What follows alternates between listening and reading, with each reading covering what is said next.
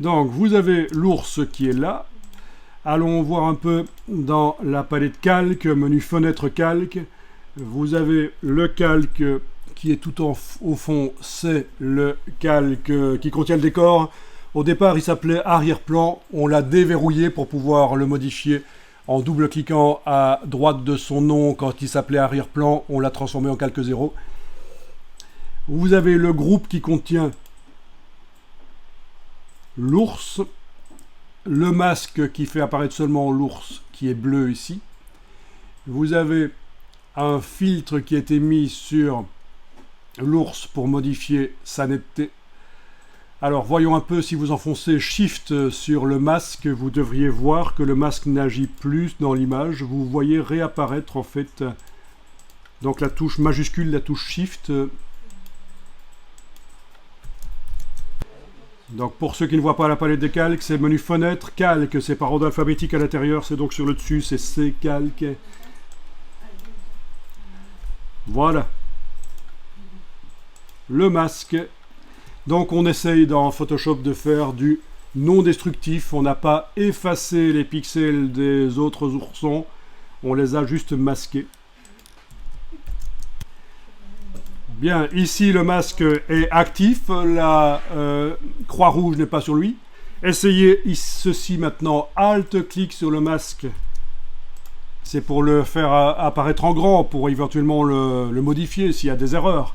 Ici je vois un petit fantôme de brush qui pourrait être considéré comme une erreur, mais on ne va pas la corriger.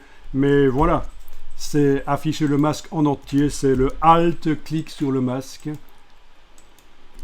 Bon là, il n'est plus apparu en entier, on est revenu sur le travail global sur l'image. Vous avez un filtre d'accentuation ici qui est désactivable, avec le petit œil à gauche du mot accentuation, vous pouvez voir ce que ça donne. Alors l'accentuation est peut-être un peu trop forte ici, ça nous enlève le côté fluffy doux de l'ours, c'est comme s'il était mouillé, c'est un peu foireux. Donc on va modifier l'accentuation. Alors, il faut rappeler, mais ça vous pourrez revoir les vidéos qui ont été faites précédemment et que vous avez à votre disposition. Il faut rappeler que le filtre ici est modifiable parce qu'il a été mis sur ce qu'on appelle un objet dynamique. C'est un calque conteneur et on a cette petite icône. C'est super intéressant. Avant d'aller mettre un filtre qu'on va chercher dans le menu filtre, avant d'aller mettre un filtre, de transformer d'abord le calque en calque conteneur, ce qu'on appelle un objet dynamique. Comme ça, le filtre mis est modifiable. Et c'est ce qu'on va faire maintenant, on va le modifier. Parce que si on vous appliquez le filtre accentuation sur un calque qui n'est pas un calque conteneur, ça modifie les pixels de manière définitive, et pour modifier par la suite, c'est pas possible, c'est modifié. Plus possible de modifier par la suite. Donc ici, vous double-cliquez sur le mot accentuation. Ce n'est pas la meilleure manière de faire ressortir les détails, mais c'est une des plus simples. Et alors, ici, vous avez le rayon qui doit être faible, le seuil 0, le rayon faible, le gain plus fort. Vous réglez, ça dépend des images. Avec la case aperçue, on voit l'avant-après. Et là, j'ai fait des réglages un peu moins forts que ce qu'on avait juste avant.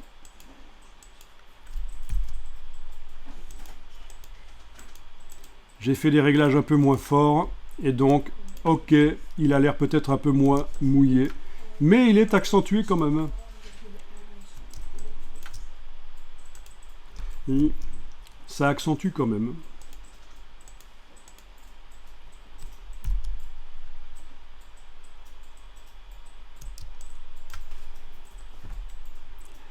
Alors, il y a des ombres qui sont là, qui servent évidemment, voilà, si je passe ici pour enlever les yeux en face des taches noires qui sont les ombres, ça sert à faire en sorte que l'ours ait l'air posé dans la rue, ou n'importe où, dans n'importe quelle situation dans laquelle je le mets.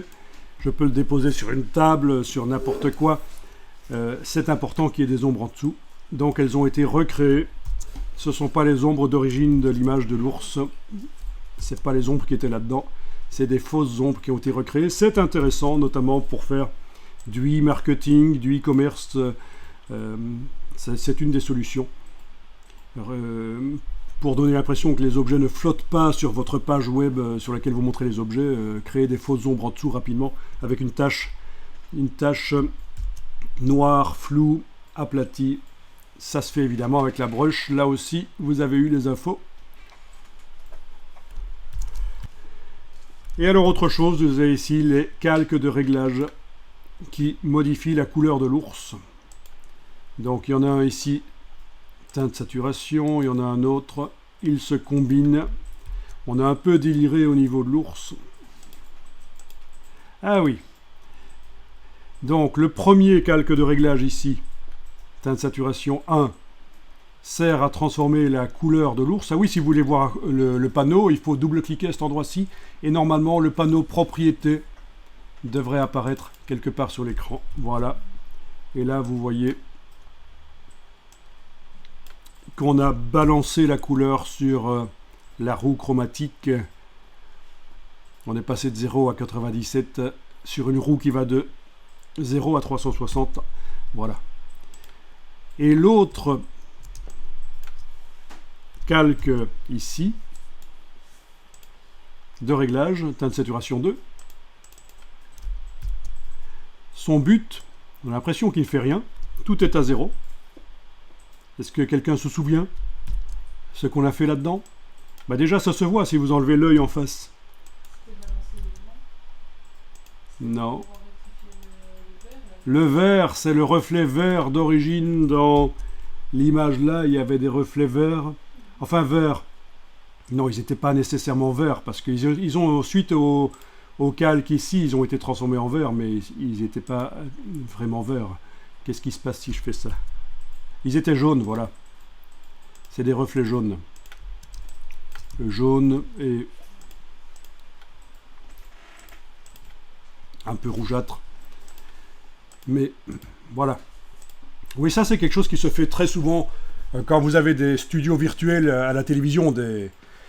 Parce que vous savez que la plupart des émissions de télévision que vous voyez maintenant, et même aussi sur le web, les pseudo-émissions de télévision, on fait de plus en plus de la TV sur le web, vous savez, sur YouTube, un peu bas de gamme. Vous avez évidemment des décors virtuels, ça j'imagine que vous le saviez. Et donc c'est sur fond vert.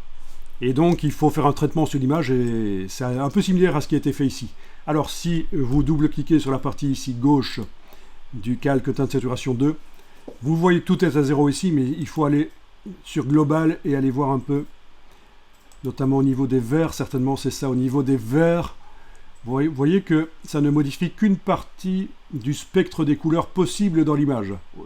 La barre du dessus vous montre toutes les couleurs qui sont possibles dans l'image, la barre du dessous vous montre ce que ça devient. Et ici en dessous des verts, en dessous de la partie verte, on voit que ça devient plus gris, ça désature tout simplement parce que bien sûr on a modifié le curseur saturation. Pour les verts, on a désaturé les verts. Donc voilà globalement ce qu'on a dans cette image. Donc vous pouvez laisser tous les yeux affichés si vous voulez dans le groupe. Je vais ici fermer le groupe.